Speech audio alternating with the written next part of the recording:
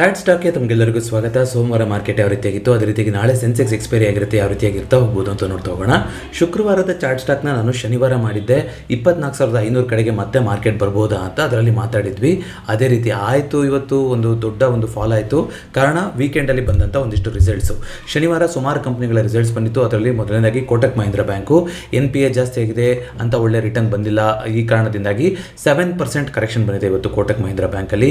Bajaj finance ಕೂಡ ಒಂದು heavy ವೇಟರ್ಸು ಅದು ಕೂಡ 3% ಆಗಿರೋದ್ರಿಂದ ಹೆವಿ ವೇಟ್ ಸ್ಟಾಕ್ಗಳಲ್ಲಿ ಕರೆಕ್ಷನ್ ಬಂದಿತ್ತು. ಮಾರ್ಕೆಟ್ನು ಕೆಳಗಡೆ ಹೇಳ್ಕೊಂಡ್ಬಂತು. ಅದೇ ರೀತಿಯಾಗಿ ಸಿಪ್ಲಾದಲ್ಲಿ ನಮಗೆ 2.58% ಅಪ್ ಬಂದಿದೆ. ನೋಡಿ, ಫಾರ್ಮಾ ಸೆಕ್ಟರ್ ಸ್ವಲ್ಪ ಪಾಸಿಟಿವ್ ಆಗಿ ಸ್ವಲ್ಪ ಚೇತರಿಕೆ ಅಂತ ಕೊಡ್ತಾರೆ ಅಂತದ್ದೇ ಫಾರ್ಮಾ ಸೆಕ್ಟರ್ ಅಂತ ಹೇಳ್ತಾ ಹೋಗ್ಬೋದು. ಶ್ರೀರಾಮ್ ಫೈನಾನ್ಸಲ್ಲಿ 3 ಮಿಲಿಯನ್ ಕಸ್ಟಮರ್ಸ್ನ ನಾವು ಟಾರ್ಗೆಟ್ ಮಾಡಿ 3 ಮಿಲಿಯನ್ ಕಸ್ಟಮರ್ಸ್ನ ನಾವು ಟಾರ್ಗೆಟ್ ಮಾಡ್ತಾ ಇದ್ದೀವಿ. ಜೊತೆಗೆ ಒಂದು ಸ್ಪೆಸಿಫಿಕ್ ಆಗಿ ಟಾರ್ಗೆಟ್ ಹೇಳಿದ್ರು. ಅವರ MDನೋ CEO ಮಾತಾಡಿದ್ರು. ರಿಸಲ್ಟ್ಸ್ ಎಲ್ಲ ಬಂದಿತ್ತು ಲಾಸ್ಟ್ ವೀಕಲ್ಲಿ, ಅದನ್ನೆಲ್ಲ ನಾವು ನೋಡಿದ್ವಿ. ಸೊ ಈ ಕಾರಣದಿಂದಾಗಿ ಶ್ರೀರಾಮ್ ಫೈನಾನ್ಸು ತುಂಬ ಒಂದು ಪಾಸಿಟಿವ್ ಆಗಿತ್ತು. ಅದು ನ್ಯೂಸ್ ಸೆಕ್ಷನ್ ನಾನು ಕವರ್ ಮಾಡ್ತೀನಿ. ಶ್ರೀರಾಮ್ ಫೈನಾನ್ಸಲ್ಲಿ ಏನೋ ಒಂದು ಟಾರ್ಗೆಟ್ನ ಹೇಳಿದ್ದಾರೆ, ಏನು ಕತೆ ಅಂತ. 3 ಟ್ರಿಲಿಯನ್ AUM 10 ಮಿಲಿಯನ್ ಕಸ್ಟಮರ್ಸ್ನ ನಾವು ಟಾರ್ಗೆಟ್ ಮಾಡ್ತೀವಿ ಅಂತ ಹೇಳಿದ್ದಾರೆ. ಶ್ರೀರಾಮ್ ಫೈನಾನ್ಸಲ್ಲಿ ಒಳ್ಳೆಯ ಒಂದು ಪಾಸಿಟಿವ್ ಔಟ್ಲುಕ್ ಕೊಟ್ಟಿರೋದ್ರಿಂದ ಆ ರೀತಿ ಬಂದಿರ್ಬೋದು. ಅದೇ ರೀತಿಯಾಗಿ ನಿಫ್ಟಿ ನೆಕ್ಸ್ಟ್ 50 ಅಂತ ನೋಡೋದಾದರೆ ಲೋಧಾ ಗ್ರೂಪಿಂದು ಕೂಡ ರಿಸಲ್ಟ್ಸ್ ಇತ್ತು. 5.96% ಕರೆಕ್ಷನ್ ಬಂದಿದೆ. DLF ನೋಡಿ, ಇವಾಗೆಲ್ಲ ಯಾಕೆ ಈ ಥರ ಆಗ್ತಾ ಇದೆ ಅಂದರೆ, ಬೆಂಗಳೂರಲ್ಲೂ ಕೂಡ ನಾನು ಪೋಸ್ಟ್ ನೋಡಿದೆ ರೆಡಿಟಲ್ಲೋ ಎಲ್ಲೋ, ವೈಟ್ ಫೀಲ್ಡಲ್ಲೆಲ್ಲ 2 ಬೆಡ್ರೂಮ್ ಮನೆ 40,000 ಕಡಿಮೆ ಇರ್ತಾ ಇರಲಿಲ್ಲ. 40,000ಕ್ಕಿಂತ ಜಾಸ್ತಿ ಕೊಡಬೇಕಾಗಿತ್ತು 2 ಬೆಡ್ರೂಮ್ ಮನೆ ತೊಗೋಬೇಕು ಅಂತ, ಮನೆ ಬಾಡಿಗೆಗೆ ಹೋಗಬೇಕು ಅಂದರೆ ಎಲ್ಲಿ ವೈಟ್ ಫೀಲ್ಡಲ್ಲಿ. ಈಗ ಏನಾಗ್ತಾ ಇದೆ, ಸುಮಾರು ಪ್ರಾಪರ್ಟಿಗಳು 40,000ಕ್ಕಿಂತ ಒಳಗಡೆ 2 ಬೆಡ್ರೂಮ್ ಮನೆಗಳು ಸಿಗ್ತಾ ಇದೆ ವೈಟ್ ಫೀಲ್ಡಲ್ಲಿ. ಅಂದರೆ ಅರ್ಥ ಏನು, ಒಂದು ಲೇ ಆಫ್ ಆಗುತ್ತಾ, ಕೆಲಸಗಳು ಕಳ್ಕೊಳ್ತಾರ ಅಂತ ಒಂದು ಭಯ ಇದೆ. ಅದು ಭಯ ಬಂದರೆ ಏನಾಗುತ್ತೆ, ಜನ ಒಂದು ಮನೆ ತೊಗೋಬೇಕು ಅಂತಿದ್ದನ್ನು ಪೋಸ್ಟ್ಪೋನ್ ಮಾಡ್ತಾ ಹೋಗ್ತಾರೆ. ಬೇಡಪ್ಪ, ಸೇಫ್ ಆಗಿರೋಣ, ದೊಡ್ಡ EMIನ ತಲೆ ಮೇಲೆ ಹಾಕೊಳೋದು ಬೇಡ ಅಂತ.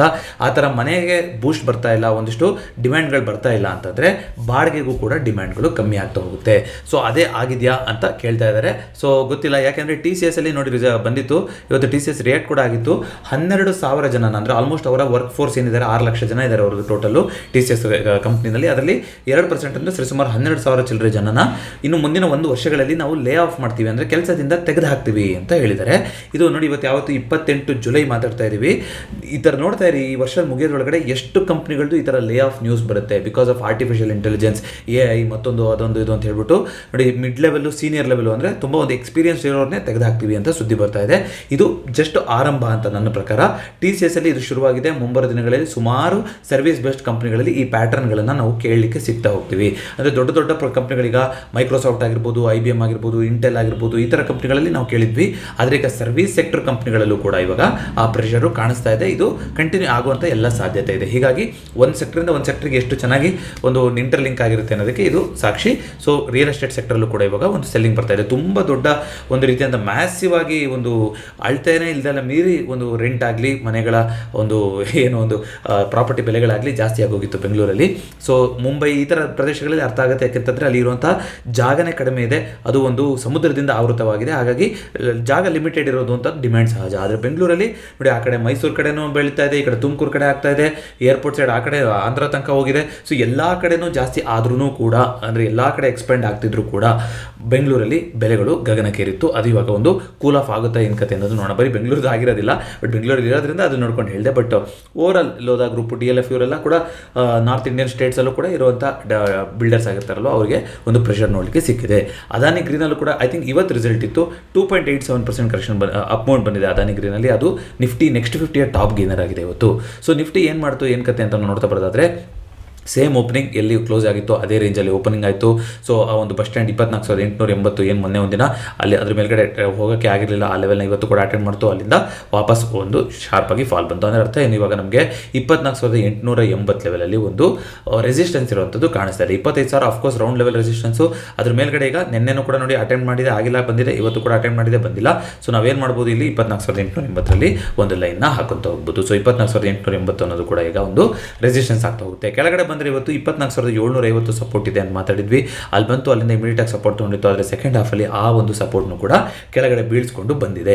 ಸೊ ಈಗ ಹಾಗಾದರೆ ನೆಕ್ಸ್ಟ್ ಲೆವೆಲ್ ಎಲ್ಲಿದೆ ಅಂದರೆ, ಈ trend line reference, round level, bus ಸ್ಟ್ಯಾಂಡಿನ ಬುಡ ಎಲ್ಲದನ್ನು ನೀವು ನೋಡ್ತಾ ಬರೋದಾದ್ರೆ ಎಲ್ಲಿ ಬರುತ್ತೆ, 24,500 ಲೆವೆಲ್ಗೆ ಬರ್ತಾ ಹೋಗುತ್ತೆ. ಸೊ 24,500ಅಲ್ಲಿ ಅಲ್ಲಿ ಒಂದು 100 ಮೂವಿಂಗ್ ಆ್ಯಾವರೇಜ್ ಬರುತ್ತೆ. 24,500ರಿಂದ 600 ಆ ರೇಂಜಲ್ಲಿ. ಸೊ ಅದು ನೆಕ್ಸ್ಟ್ ಸಪೋರ್ಟ್ ಆಗಿದೆ. ಸೊ 24,600 ತನಕ ಕಂಟಿನ್ಯೂಷನ್ ಆಗುತ್ತೆ. 3 ದಿನದಿಂದ ಸತತವಾಗಿ ಮಾರ್ಕೆಟ್ ಬೀಳ್ತಾ ಇದೆ. ಈ ಬಸ್ ಸ್ಟ್ಯಾಂಡ್ ಝೋನ್ ಒಳಗಡೆ ಬಂದಿದೆ. ಈ ಬಸ್ ಸ್ಟ್ಯಾಂಡಿನ ಬೇಸ್ನ ಬಂದು ಟಾರ್ಗೆಟ್ ಮಾಡುತ್ತಾ ಅನ್ನೋದು ನೋಡಬೇಕು. ಗ್ಯಾಪ್ ಡೌನ್ ಓಪನಿಂಗ್ ಆಯಿತು ಅಂತಂದರೆ ನಾಳೆ ದಿವಸ ದಯವಿಟ್ಟು ಪಿ ಪೊಸಿಷನ್ನ ಕ್ಯಾರಿ ಮಾಡೋ ಥರ ಟ್ರೇಡ್ ತಗೊಳ್ಳಿ. ಹಾಗಂತ ರಿವರ್ಸ್ ತಗೊಳ್ಳಿ, ಸಿ ಟ್ರೇಡ್ ತಗೊಳ್ಳಿ ಅಂತ ನಾನು ಹೇಳ್ತಾ ಇಲ್ಲ. ಆದರೆ ಇಮಿಡಿಯೇಟಾಗಿ ಪಿ ಬೈ ಮಾಡುವಂಥ ಸಾಧ್ಯತೆ ಇಲ್ಲ. ಯಾಕೆಂತಂದರೆ ಒಂದು ನಿರ್ಣಾಯಕ ಘಟ್ಟಕ್ಕೆ ಬಂದಿದೆ, ಅಲ್ಲಿಂದ ಒಂದು ವಾಪಸ್ ಮೇಲ್ಗಡೆ ಹೋಗಿ ಒಂದು ಸಣ್ಣ ರೇಂಜಲ್ಲಿ ಉಳ್ಕೊಳ್ಳೋಂಥ ಸಾಧ್ಯತೆ ಇರುತ್ತೆ. ಆ ಥರ ಆದ್ರೂ ಕೂಡ ನೀವು ಬರೀ ಪಿ ಬೈ ಮಾಡಿದ್ರಿ ಅಂತಂದರೆ ಯಾರಾದರೂ ಗ್ಯಾಪ್ ಡೌನ್ ಓಪನಿಂಗ್ ಆದಮೇಲೆ ನಿಮಗೆ ಪಕ್ಕಾ ಲಾಸೇ ಆಗುತ್ತೆ. ಸೊ ನಾಳೆ ಒಂದು ಆಪ್ಷನ್ ಸೆಲ್ಲರ್ಸ್ ಆರಾಮಾಗಿ ಸಿ ಸೆಲ್ನ ಪ್ಲಾನ್ ಮಾಡ್ತಾ ಹೋಗ್ಬೋದು. ಸೊ ಈಗ 24,800 ಈ ಲೆವೆಲ್ ಎಲ್ಲ ಇಂಪಾರ್ಟೆಂಟ್ ಆದಂಥ ರೆಸಿಸ್ಟೆನ್ಸ್ ಆಗುತ್ತೆ. ಆದರೆ ನಾಳೆ ಇರುವಂಥದ್ದು ಯಾವುದು? ಸೆನ್ಸೆಕ್ಸಿನ ಎಕ್ಸ್ಪೈರಿ. ಸೊ ಸೆನ್ಸೆಕ್ಸಿನ ಎಕ್ಸ್ಪೈರಿ ಚಿತ್ರಣ ಎಲ್ಲಿದೆ ಅಂತ ನೋಡ್ತಾ ಬರೋದಾದ್ರೆ ನೋಡಿ, ಈಗಲೂ ಕೂಡ ರೆಸಿಸ್ಟೆನ್ಸೇ ಜಾಸ್ತಿಯಾಗಿ ಕೂತಿದೆ. 81,000ದಲ್ಲಿ ರೆಸಿಸ್ಟೆನ್ಸ್ ಇದೆ. ಮೇನ್ ಸಪೋರ್ಟ್ ಅಂದರೆ ನಮಗೆ 80,000ದಲ್ಲಿ ಕಾಣಿಸ್ತಾ ಇದೆ. ಆದರೆ ಸೇಮ್ ಥಿಯರಿ ನಿಫ್ಟಿಲಿ ಹಾಕಿದಂಥ ಥಿಯರಿ ಇಲ್ಲೂ ಅಪ್ಲೈ ಮಾಡೋದಾದ್ರೆ ನಮಗೆ ಸರಿಸುಮಾರು 80,000 ಇದೆಯಲ್ಲ ಈ ಲೆವೆಲ್, ಈ 80,000 ಲೆವೆಲ್ ಇಂಪಾರ್ಟೆಂಟ್ ಆದಂಥ ಸಪೋರ್ಟ್ ಆಗ್ತಾ ಹೋಗುತ್ತೆ. ಅಲ್ಲಿಂದನೇ ಒಂದು ದೊಡ್ಡ ಒಂದು ರನ್ ಅಪ್ ಮೇಲ್ಗಡೆ ಏನಾಗಿತ್ತು ಅಲ್ಲಿಂದನೇ ಆಗಿದ್ದಂಥದ್ದು. ಈಗ ವಾಪಸ್ ಬಂದ್ರೂ ಇಮಿಡಿಯೇಟಾಗಿ ಈ ಲೆವೆಲ್ನ ಬಿಟ್ಕೊಡುವಂಥ ಸಾಧ್ಯತೆ ಅಂತೂ ಇರೋದಿಲ್ಲ. ಹಾಗಾಗಿ 80,500 ಅನ್ನೋದು ಇಂಪಾರ್ಟೆಂಟ್ ಆದಂಥ ಸಪೋರ್ಟು ನಾಳೆ ಮಾರ್ಕೆಟಿಗೆ ಸೆನ್ಸೆಕ್ಸಲ್ಲಿ. ಸೊ ಮೇಲ್ಗಡೆ 81,500 ಅಂದರೆ ಇವತ್ತಿನ ಏನೊಂದು ಹೈ ಮಾಡಿತ್ತಲ್ಲ ಅದು. ಸೊ ನಾಳೆ 81,500ದಿಂದ 80,500 ಈ ಒಂದು 1,000 ಪಾಯಿಂಟ್ಗಳಲ್ಲಿ ಸೆನ್ಸೆಕ್ಸ್ನ ಎಕ್ಸ್ಪೈರಿ ಮುಗಿಬಹುದು ಅಂತ ನನ್ನ ಅನಿಸಿಕೆ. ನೋಡೋಣ ಯಾವ ರೀತಿಯಾಗಿ ಚೇಂಜಸ್ ಆಗುತ್ತೆ ಏನು ಕತೆ ಅನ್ನೋದನ್ನ. ಅದೇ ರೀತಿಯಾಗಿ ರಿಸಲ್ಟ್ಸ್ ಅಂತ ನೋಡ್ತಾ ಬರ್ತದೆ ನೋಡಿ. ರಿಸಲ್ಟ್ಸಿಗೆ ಅರ್ನಿಂಗ್ಸ್ ಅಂತ ನಾವು ಹುಡುಕಿದ್ರೆ ಸಿಗ್ತಾ ಹೋಗ್ಬಿಡುತ್ತೆ. ಅರ್ನಿಂಗ್ಸಲ್ಲಿ ಇವತ್ತು ಭಾರತ್ ಎಲೆಕ್ಟ್ರಾನಿಕ್ಸು 1.51% ಕರೆಕ್ಷನ್ ಬಂದಿದೆ. ಯಾಕೆ? 23% ಪ್ರಾಫಿಟ್ ಬಂದಿದೆ, ಎಲ್ಲದು ಚೆನ್ನಾಗಿದೆ. ಸೊ ನೋಡೋಣಂತೆ. ಅದಾನಿ ಗ್ರೀನಲ್ಲಿ ಒಳ್ಳೆ ರಿಸಲ್ಟ್ ಬಂದಿದೆ. ಟೊರೆಂಟ್ ಫಾರ್ಮದಲ್ಲಿ ಒಳ್ಳೆ ರಿಸಲ್ಟ್ ಬಂದಿದೆ. ಅದೇ ರೀತಿಗೆ Mazagon stock, defence sector stock already struggle ಆಗ್ತಿತ್ತು, ಒಂದು ಒಳ್ಳೆ ಹೈ ಪರ್ಫಾರ್ಮೆನ್ಸ್ ಎಲ್ಲ ಕೊಟ್ಟಿತ್ತು ಅಂತ ಮಾತಾಡಿದ್ವಿ. 37% ಪ್ರಾಫಿಟಲ್ಲಿ ಕರೆಕ್ಷನ್ ಬಂದಿದೆ. ಹಾಗಾಗಿ ಸ್ಟಾಕು ಕೂಡ ಕರೆಕ್ಷನ್ ಆಗಿದೆ. ಸೊ ಇದೇ ರೀತಿಯಾಗಿ ಸುಮಾರು ಸ್ಟಾಕ್ಗಳದ್ದು ಇವತ್ತು ರಿಸಲ್ಟ್ಸ್ ಇತ್ತು. ಓವರ್ ಆಲ್ ನೋಡೋದಾದ್ರೆ ನೋಡಿ, ಈಗ ನೆಟ್ ಪ್ರಾಫಿಟ್ಟು 322 ಕಂಪ್ನಿಗಳು ಪಾಸಿಟಿವ್ ಆಗಿ ರಿಟರ್ನ್ಸ್ ಕೊಟ್ಟಿದ್ದಾರೆ. ಇದುವರೆಗೂ 574 ಕಂಪ್ನಿಗಳು ಏನು ಘೋಷಿಸ್ಕೊಂಡಿದೆ ರಿಸಲ್ಟ್ಸು. ಅದರಲ್ಲಿ 322 ಕಂಪ್ನಿಗಳು ಪಾಸಿಟಿವ್ ಆಗಿದ್ದಾರೆ, 253 ಕಂಪ್ನಿಗಳು ನೆಗೆಟಿವ್ ರಿಟರ್ನ್ಸ್ನ ಕೊಟ್ಟಿದೆ. ಆದರೆ ನೆಟ್ ಪ್ರಾಫಿಟ್ ಅನ್ನೋದು 19% ಇದ್ದಿದ್ದು ಇವಾಗ 14%, ಅಂದರೆ ಸ್ವಲ್ಪ ಫ್ಲಾಟ್ ಕಡೆಗೆ ಆಗೋ ಥರ ಆಗ್ತಾ ಇದೆ. ಇನ್ನೂ ಸುಮಾರು 4,000 ಕಂಪ್ನಿಗಳು ರಿಸಲ್ಟ್ಸ್ನ ಅನೌನ್ಸ್ ಮಾಡೋದಿದೆ. ನಾಳೆನೂ ಯಾವ್ದಿದೆ ಅಂತ ನೋಡ್ತಾ ಬರ್ತಿದ್ರೆ ಲಾರ್ಸನ್ನು, NTPC, ಏಷ್ಯನ್ ಪೇಂಟ್ಸು, ಅದೇ ರೀತಿಗೆ ವರುಣ್ ಬೆವರೇಜಸ್ಸು, GMR ಏರ್ಪೋರ್ಟ್ಸು, GE ವರ್ನೋವಾ, ಸುಮಾರು ಕಂಪ್ನಿಗಳದ್ದು ನಾಳೆ ಕೂಡ ರಿಸಲ್ಟ್ಸ್ ಇದೆ. 94 ಕಂಪ್ನಿಗಳದ್ದು ನಾಳೆ ರಿಸಲ್ಟ್ಸ್ ಇದೆ. ಸೊ ಇಂಪಾರ್ಟೆಂಟ್ ಆಗ್ತಾ ಹೋಗುತ್ತೆ. ಸುಮಾರು ಮಿಡ್ ಕ್ಯಾಪ್ ಕಂಪ್ನಿಗಳು, ಲಾರ್ಜ್ ಕ್ಯಾಪ್ ಕಂಪ್ನಿಗಳದ್ದು ಕೂಡ ನಾಳೆ ರಿಸಲ್ಟ್ಸ್ ಇದೆ. ಇಂಪಾರ್ಟೆಂಟೇ 94 ಕಂಪ್ನಿಗಳು. ಅದ್ರ ನಾರದಿಂದ 106 ಕಂಪ್ನಿಗಳು ನೋಡಿ. ಈ ವಾರದ ಪೂರ್ತಿ 100 ಕಂಪ್ನಿಗಳದ್ದು ರಿಸಲ್ಟ್ಸು ಒಂದೊಂದೇನೂ ಬರೋದಿದೆ. ಸೊ ಮಾರ್ಕೆಟು ಎಲ್ಲದನ್ನು ವಾಚ್ ಮಾಡ್ತಾ ಇರುತ್ತೆ. ಹಾಗಾದರೆ ಬ್ಯಾಂಕ್ ನಿಫ್ಟಿ ಏನು ಮಾಡಿದೆ ಅಂತ ನೋಡೋದಾದರೆ, ಬ್ಯಾಂಕ್ ನಿಫ್ಟಿನಲ್ಲಿ ಈಗಲೂ ಕೂಡ ಅಂಥದ್ದೊಂದು ಏನೋ ಒಂದು ಅಲ್ಲೋಲ ಕಲ್ಲೋರ ಆಗಿಲ್ಲ. ಆಫ್ಕೋರ್ಸ್ ಆ ಒಂದು ದೊಡ್ಡ ಒಂದು ಸೆಲ್ಲಿಂಗ್ ಏನು ಬರುತ್ತೋ ಅದು ಕಂಟಿನ್ಯೂ ಆಗಿದೆ. 57,000 ಮೇಲ್ಗಡೆ ಹೋಗೋಕ್ಕಾಗಲ್ಲ, ಕಷ್ಟ ಇದೆ ಅಂತ ಹೇಳ್ತಾ ಇರೋದು ಕಾಣಿಸ್ತಾ ಇದೆ. ಬಟ್ 56,000 ಏನು ಸಪೋರ್ಟ್ ಇತ್ತು ಅದನ್ನ ಇವತ್ತು ಕೂಡ ರೆಸ್ಪೆಕ್ಟ್ ಮಾಡಿದೆ ಬ್ಯಾಂಕ್ ನಿಫ್ಟಿ. ಇದ್ರ ಒಳಗಡೆ ಬರ್ತಾ ಹೋಯಿತು ಅಂದರೆ ಟ್ರೆಂಡ್ ಲೈನ್ ರೆಫರೆನ್ಸ್ ಆಗುತ್ತೆ. ಅಂದರೆ ಇನ್ನೂ 1,000 ಪಾಯಿಂಟ್ಗಳ ಕರೆಕ್ಷನ್ಗೆ ಜಾಗ ಇದೆ. ಆಗ ಇದು ನೋಡಿ 100 ಮೂವಿಂಗ್ ಅವರೇಜು ಕೂಡ ಹೌದು. ಅದೇ ರೀತಿಯಾಗಿ ನಾವು ಹಾಕೊಂಡ್ಬರ್ತಿರೋಂಥ ಒಂದು ಟ್ರೆಂಡ್ ಲೈನು ಕೂಡ ಹೌದು, ಅದನ್ನು ಟಚ್ ಮಾಡ್ತಾ ಹೋಗುತ್ತೆ. ಸೊ ಇನ್ನೂ 1,000 ಪಾಯಿಂಟ್ಗಳ ಕರೆಕ್ಷನ್ ಇದೆ ಸಾಧ್ಯತೆ ಕೆಳಗಡೆ ಬಂದರೆ ಅದರಲ್ಲಿ ಬ್ಯಾಂಕ್ ನಿಫ್ಟಿನಲ್ಲಿ. ಬಟ್ ಸ್ಟಿಲ್ ನಿಫ್ಟಿಗೆ ಕಂಪೇರ್ ಮಾಡಿದ್ರೆ ಬ್ಯಾಂಕ್ ನಿಫ್ಟಿ ಈಗಲೂ ಕೂಡ ಅಂಥ ದೊಡ್ಡ ವೀಕ್ ಆಗಿ ಏನೂ ಕಾಣಿಸ್ತಾ ಇಲ್ಲ. ಯಾಕಂದರೆ ಆಲ್ ಟೈಮ್ ಹೈಲಿ ಒಂದು ಪ್ರಾಫಿಟ್ ಬುಕ್ಕಿಂಗ್ ಆಗೋ ಥರ ಕರೆಕ್ಷನ್ಗಳು ಕಾಣಿಸ್ತಾ ಇದೆ. ಸೊ ಅದೇ ರೀತಿಯಾಗಿ ಯಾವುದು ನಮ್ಮ ಗಿಫ್ಟ್ ನಿಫ್ಟಿ ನೋಡೋದಾದರೆ 24,700 ಸ್ವಲ್ಪ ಚೇತರಿಸ್ಕೊಂಡಂಗೆ ಕಾಣಿಸ್ತಾ ಇದೆ. ಸೆಷನ್ ಮುಗಿದ್ಮೇಲೆ ಇಂಡಿಯಾ ವಿಕ್ಸ್ ನೋಡಿ ಇವತ್ತು 12ಕ್ಕೆ ಮೇಲ್ಗಡೆ ಹೋಗಿದೆ. ಇದು ಇಂಪಾರ್ಟೆಂಟ್ ಆಗ್ತಾ ಹೋಗುತ್ತೆ. ಈಗ ತಿರ್ಗಾ 14 ಈ ಲೆವೆಲ್ಗೆಲ್ಲ ಹೋಯ್ತು ಅಂದರೆ ಮಾರ್ಕೆಟು ದೊಡ್ಡ ಕರೆಕ್ಷನ್ನ ಕಂಟಿನ್ಯೂ ಮಾಡ್ತಾ ಹೋಗ್ಬೋದು. ಯಾಕೆ ಮಾರ್ಕೆಟ್ ಕರೆಕ್ಷನ್ ಆಗ್ತಾ ಇದೆ, ಏನು ಸುದ್ದಿ ಇದೆ ಅಂತ ಅನಿಸ್ತಾ ಹೋಗ್ಬೋದು. ನೋಡಿ ಟ್ಯಾರಿಫ್ ಇಂದ ಇನ್ನೂ ಬಂದಿಲ್ಲ. ಮಾರ್ಕೆಟು ಸುಮ್ಮನೆ ಎಲ್ಲ ಆ ರೀತಿ ರಿಯಾಕ್ಟ್ ಆಗಿರೋದಿಲ್ಲ. ನಮಗೆಲ್ಲ ಗೊತ್ತಿಲ್ಲದೆ ಇರೋಂಥದ್ದು ಏನೋ ಒಂದು ಮಾರ್ಕೆಟ್ನಲ್ಲಿ ಆಗೋದಿರುತ್ತೆ. ಅದನ್ನು ನೋಡಿಕೊಂಡೇ ಮಾರ್ಕೆಟು ರಿಯಾಕ್ಟ್ ಆಗ್ತಾ ಇರುತ್ತೆ. ಲೇ ಆಫ್ ನ್ಯೂಸ್ಗಳು ಹೇಳಿದ್ದೀನಿ, ಇದು ಒಂದು ಜಸ್ಟ್ ಒಂದು ಸ್ಪಾರ್ಕ್ ಇದರಿಂದ ಸುಮಾರು ಲೇ ಆಫ್ಗಳು ಶುರುವಾಗುತ್ತಾ ಅನ್ನೋದು ಗೊತ್ತಿಲ್ಲ. ಆದರೆ ಆಗುವಂಥ ಸಾಧ್ಯತೆ ನನಗೆ ದಟ್ಟವಾಗಿ ಕಾಣಿಸ್ತಾ ಇದೆ ಈ ವರ್ಷದ ಕೊನೆಯಷ್ಟೊತ್ತಿಗೆ. ನೋಡೋಣ ಅದು ಯಾವ ರೀತಿ ಚೇಂಜ್ ಆಗುತ್ತೆ ಅಂತ. ಅದೇ ರೀತಿಯಾಗಿ ಇದ್ರದ್ದು ಹೇಳಿದೆ ನಾನು, ಯಾವುದ್ರದ್ದು ಶ್ರೀರಾಮ್ ಫೈನಾನ್ಸಿನ ಪ್ಲಾನ್ ಹೇಳಿದೆ. ಈಗ FDI ಅಂದರೆ ಹೊರಗಡೆಯಿಂದ ಬಂದು ಈಗ ಫಾರಿನ್ ಡೈರೆಕ್ಟ್ ಇನ್ವೆಸ್ಟ್ಮೆಂಟ್ ಅಂತ ಮಾಡಿರ್ತಿದ್ರು ಕೆಲವೊಂದು ಸೆಕ್ಟರ್ಗಳಲ್ಲಿ. ಅದು ಜನ ದುಡ್ಡು ತೊಗೊಂಡು ಹೋಗ್ತಾ ಇದ್ರು, ಯಾರು ಅಫ್ಕೋರ್ಸ್ FISಗಳು. ಸೊ ಅದಕ್ಕೋಸ್ಕರ ಅದನ್ನು ಬೂಸ್ಟ್ ಮಾಡೋದಕ್ಕೋಸ್ಕರ ಒಂದಿಷ್ಟು ಕ್ರಿಟಿಕಲ್ ಸೆಕ್ಟರ್ ಅಂತ ಒಂದು ಐಡೆಂಟಿಫೈ ಮಾಡಿ ಅಲ್ಲಿ ಜಾಸ್ತಿ ಒತ್ತನ್ನು ಕೊಟ್ಟು FDIನ ಅಟ್ರಾಕ್ಟ್ ಮಾಡುವಂಥ ಕೆಲಸ ಮಾಡ್ತಾ ಇದೆ ಅಂತ ಬಂದಿದೆ ಗೌರ್ಮೆಂಟು. ನೋಡೋಣ ಅದು ಯಾವ ರೀತಿಯಾಗಿ ಚೇಂಜಸ್ ಆಗ್ತಾ ಹೋಗುತ್ತೆ, ಏನೇನೆಲ್ಲ ಬದಲಾವಣೆಗಳನ್ನು ತರ್ತಾ ಹೋಗ್ತಾರೆ ಅಂತ. ಅದನ್ನು ಹೊರತುಪಡಿಸಿ ನೋಡೋದಾದರೆ ಈ ಒಂದು ಪ್ರೈವೇಟ್ ಇನ್ಶೂರೆನ್ಸ್ ಪ್ರೊವೈಡರ್ಸ್ ಇದ್ದಾರೆ, ಯಾರು ಇವಾಗ SBI ಲೈಫ್ ಆಗಿರ್ಬೋದು, ಬಜಾಜ್ ಆಗಿರ್ಬೋದು, ಆಕ್ಸಿಸ್ ಆಗಿರ್ಬೋದು, SBI ಲೈಫ್ ಆಗಿರ್ಬೋದು, ಇವರಲ್ಲಿ ಒಂದು ಯುಲಿಪ್ ಅಂತ ಇರುತ್ತಲ್ಲ, ಯೂನಿಟ್ ಲಿಂಕ್ಡ್ ಇನ್ಶೂರೆನ್ಸ್ ಪ್ಲಾನ್ ಅಂತ ಇರುತ್ತೆ. ಅಂತ ಒಳ್ಳೆ ಸ್ಕೀಮ್ ಅಲ್ಲ. ನಾನು ಹೇಳ್ತಾನೆ ಇರ್ತೀನಿ, ಬೇಡ ನಂಗೆ ಅದು ಯಾವುದು ಬೇಡ, ಇನ್ಶೂರೆನ್ಸ್ ಇನ್ವೆಸ್ಟ್ಮೆಂಟ್ ಮಿಕ್ಸ್ ಮಾಡೋದು ಬೇಡ, ಇನ್ಶೂರೆನ್ಸ್ ಇನ್ಶೂರೆನ್ಸ್ನೇ ಸಪ್ರೇಟ್ ಆಗಿಡಿ, ಇನ್ವೆಸ್ಟ್ಮೆಂಟ್ನೇ ಸಪ್ರೇಟ್ ಆಗಿಡಿ ಅಂತ ಆದರೂ ಕೂಡ ಜನ ಅದನ್ನು ಖರೀದಿಸಿರುವಂಥ ಸಂಖ್ಯೆ ಒಂದು ಒಳ್ಳೆಯ ಸ್ಥಿತಿಗೆ ಬಂದಿದೆ ಅಂತ ಹೇಳ್ತಾ ಇದ್ದಾರೆ. ಇದರಿಂದ ಅರ್ಥ ಆಗ್ತದೆ ಎಷ್ಟು ಮಿಸ್ ಸೆಲ್ಲಿಂಗ್ ಆಗ್ತಾ ಇದೆ ಅಂತ.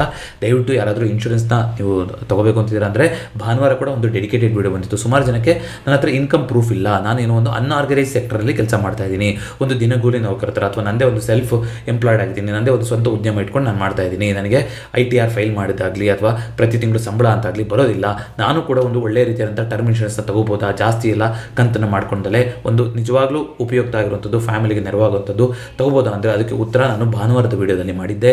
ಈ ವಿಡಿಯೋದ ಎಂಡಿಗೂ ಕೂಡ ಕೊಟ್ಟಿರ್ತೀನಿ. ಪ್ರತಿ ವಿಡಿಯೋದ ಪಿನ್ ಕಾಮೆಂಟಲ್ಲಿ ಅದನ್ನು ಕೊಡ್ತಾ ಇರ್ತೀನಿ, ಒಂದು ಫಾರ್ಮ್ನ ಕೊಡ್ತಾ ಇರ್ತೀನಿ. ಆ ಫಾರ್ಮ್ನ ಫಿಲಪ್ ಮಾಡಿದ್ರೆ ಬಜಾಜ್ ಸಿಬ್ಬಂದಿ ನಿಮಗೆ ನಿಮ್ಮ ಮನೆಯಲ್ಲಿ ಒಂದು ಕಾರ್ ಇದೆ ಅಥವಾ ಒಂದು ಬೈಕ್ ಇದೆ ಅಥವಾ ನಿಮ್ಮ ಹತ್ರ ಬೇರೆ ಬ್ಯಾಂಕ್ ಅಕೌಂಟಲ್ಲಿ ನೀವು ಒಂದು ಒಳ್ಳೆ ಬ್ಯಾಲೆನ್ಸ್ನ ಮೇಂಟೈನ್ ಮಾಡ್ತಾ ಬಂದಿದ್ದೀರಾ, ಅಥವಾ ಕ್ರೆಡಿಟ್ ಕಾರ್ಡ್ ಇಶ್ಯೂ ಆಗಿತ್ತು ಅದನ್ನ ಟೈಮ್ ಕರೆಕ್ಟಾಗಿ ಕಟ್ಕೊಂಡು ಬಂದಿದ್ದೀರಾ, ಈ ರೀತಿ ಬೇರೆ ಯಾವುದೇ ರೀತಿಯಂಥ ಪ್ರೂಫ್ ಇದ್ರೂ ITR ಫೈಲ್ ಮಾಡಿಲ್ಲ ಅಂದ್ರೂ ಪರವಾಗಿಲ್ಲ, ಸ್ಯಾಲ್ರಿಡ್ ಉದ್ಯೋಗಿ ಆಗಿದ್ರೂ ಪರವಾಗಿಲ್ಲ, ಸೊ ಈ ಥರ ಒಂದು ಡಾಕ್ಯುಮೆಂಟ್ಗಳನ್ನು ನೋಡಿಕೊಂಡು ನಿಮಗೆ ಅಪ್ ಟು 30 ಲಕ್ಷ ತನಕ ನಿಮಗೆ ಜೀವ ವಿಮೆನ ಕೊಡಿಸುವಂಥ ಕೆಲಸ ಮಾಡ್ತಾ ಇದ್ದಾರೆ. ಯಾವುದರಲ್ಲಿ ಐ ಸೆಕ್ಯೂರ್ ಅನ್ನೋ ಅದರಲ್ಲಿ ಈಸಿ ಅನ್ನೋ ಒಂದು ವೇರಿಯಂಟಲ್ಲಿ ಇದ್ರ ಬಗ್ಗೆ ಡೆಡಿಕೇಟೆಡ್ ಆಗಿ ವಿಡಿಯೋ ಮಾಡಿ ಅದನ್ನ ಎಕ್ಸ್ಪ್ಲೇನ್ ಮಾಡಿದ್ದೆ.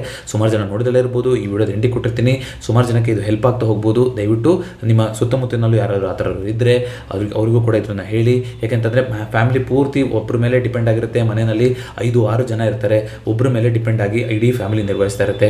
ಒಬ್ಬರು ಯಾರು ಪೂರ್ತಿ ಅವ್ರ ಮೇಲೆ ಅವಲಂಬಿತರಾಗಿರ್ತಾರೆ, ಅವ್ರು ಇಲ್ಲ ಆದಂಥ ಪಕ್ಷದಲ್ಲಿ ಫ್ಯಾಮಿಲಿಗೆ ತುಂಬ ದೊಡ್ಡ ಹೊಡೆತವನ್ನು ಬೀಳ್ತಾ ಹೋಗುತ್ತೆ. ಮಕ್ಕಳ ಎಜುಕೇಷನ್ಗಳು ಹೊಡೆತ ಬೀಳ್ಬೋದು. ಈ ಥರ ಸುಮಾರು ಸಿಚುವೇಷನ್ಗಳನ್ನು ನಾನು ಎಸ್ಪೆಷಲಿ ಕೋವಿಡ್ ಟೈಮಲ್ಲಿ ನೋಡಿಬಿಟ್ಟಿದ್ದೀನಿ. ಹಾಗಾಗಿ ದಯವಿಟ್ಟು ಇದನ್ನ ಪುಷ್ ಮಾಡಿ. ಜೊತೆಗೆ ಬೈ ಡಿಫಾಲ್ಟ್ ನಾವೆಲ್ಲರೂ ಮಾಡಿಸ್ಕೋಬೇಕಾಗಿರೋಂಥದ್ದು ಗೌರ್ಮೆಂಟಿಂದನೇ ಇರುವಂಥ ಸ್ಕೀಮ್ ಯಾವುದು, ಪ್ರಧಾನ ಮಂತ್ರಿ ಜೀವನ್ ಜ್ಯೋತಿ ಯೋಜನಾ ಮತ್ತು ಪ್ರಧಾನ ಮಂತ್ರಿ ಸುರಕ್ಷಾ ಯೋಜನಾ. ಎರಡು, ಒಂದು ಆಕ್ಸಿಡೆಂಟಲ್ ಇನ್ಶೂರೆನ್ಸು, ಇನ್ನೊಂದು ಲೈಫ್ ಇನ್ಶೂರೆನ್ಸು.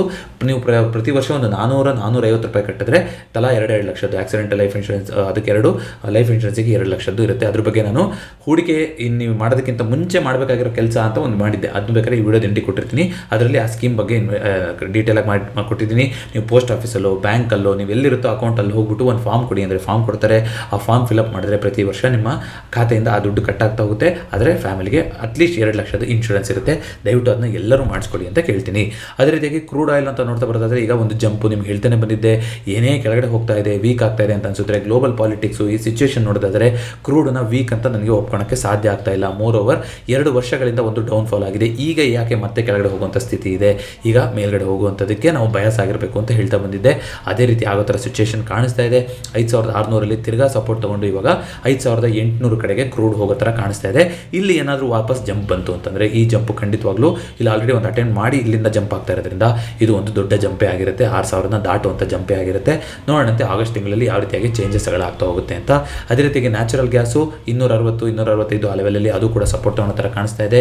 ಗೋಲ್ಡು ಕೆಳಗಡೆ ಬೀಳ್ತೀನಿ ಅಂತಂದಿದ್ದು ಇವತ್ತು ಗೋಲ್ಡು ಕೂಡ ಅಲ್ಲೇ ಕುಷನ್ ಆಗಿ ನಿಂತಿರೋ ಥರ ಕಾಣಿಸ್ತಾ ಇದೆ.